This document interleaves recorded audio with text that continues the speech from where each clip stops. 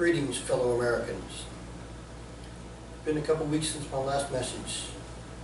Today, I got something more to say about another inalienable right.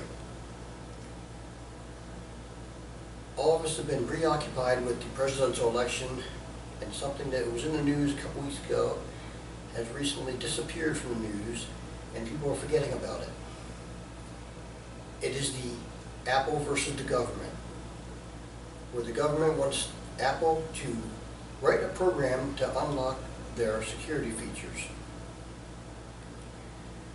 Now some are saying, well, this guy was a terrorist, he has no right to privacy. That may be correct. However, this is not about the privacy of that individual. This is the privacy of all individuals. If this program is written to undermine the security that was meant to protect the privacy, it invariably will become known among the hackers and other nefarious groups that may want to find out about your privacy. That's just the way things go. You build a lock, someone learns how to pick it. You build a better lock, and someone learns how to pick it, and it keeps going that way over and over and over again. So currently the cycle is we have a lock that cannot be picked. Now, I am not an Apple product user, so I was not familiar with any of this programming software or anything. So I did a little research. Apparently on the iPhone, there's a program that if you don't hit your password, the correct password within 10 tries, it erases everything on the phone. This is obviously meant to protect if someone steals your phone or whatnot, and also protect from programs that just automatically hack things. Now the federal government is asking Apple to write a program to a backdoor for that. But let's get the facts of the story straight. First, San Bernardino terrorist, his phone was actually an issue from the county government. Now, anyone who's ever worked for any other company knows that when you get a company-issued phone, that company has the right to view your privacy. The same with your company-issued laptop computer or desktop computer. They have administrative duties to be able to check into your stuff to make sure you're not doing anything illegal. People have been fired in the past because they have been using their government or company-issued phones or computers for private use, such as surfing the internet and whatnot. So there is an administrative feature that is also on the iPhone. Now, after the incident of the terrorists, the government requested Apple reset the password. Now when this happens, the backup of all the information that was on the phone that was stored in the cloud is erased. So the only thing left is what is actually on the physical hard drive of the phone. But if any of you have experienced forgetting your password, you know exactly how this works. You forget your password and you say, submit a request to have it reset.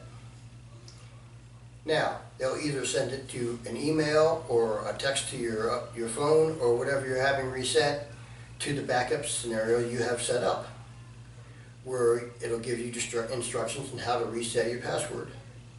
Now the idea is that they don't just automatically reset it for anybody who calls. That's why that feature is there. So now, the government, when they got a hold of this phone, they requested a reset. Boom. All the information on the cloud, gone. But they apparently do not know where this reset feature was sent to. Was it sent to the email? Where was it? Nobody's answering that question.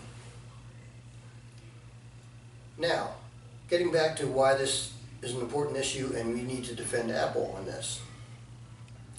As I mentioned before, this is an inalienable right of privacy. This will affect Americans down the road. It may not affect you now, and you may have the knee-jerk reaction of saying, yes, well, he was a terrorist, he gave up his right when he killed people. Well, that may be true, but what's not being reported in the news is that first, the government got a court order and a liberal justice in California stating that Apple must comply and provide this back door. But what's not being reported is that at least 10 other cases around the country, the government is using this exact writ as a precedent for other cases in which they want to get it in people's phones. Now, some of these people have done nefarious things, such as drug dealers or whatnot, but the matter of the fact is that if they can use this as a precedent, then this will continue down the slope where no American's privacy is safe from federal reach. Now, I don't know about you, I personally don't have anything that would incriminate me or show that I've done any crimes on any of my electronic devices because I tend to try to be an upstanding citizen. However, the way that things are going now with mob rules, what you do today may be illegal tomorrow, and the government will go back into your privacy and say, well, you did this, and we're going to arrest you and fine you or whatnot. So, the loss of privacy is only the beginning of all your other liberties. So please don't have the knee-jerk reaction of, well, he was a terrorist, he doesn't deserve to have his privacy kept. He still was a citizen. And that is protected in the Constitution.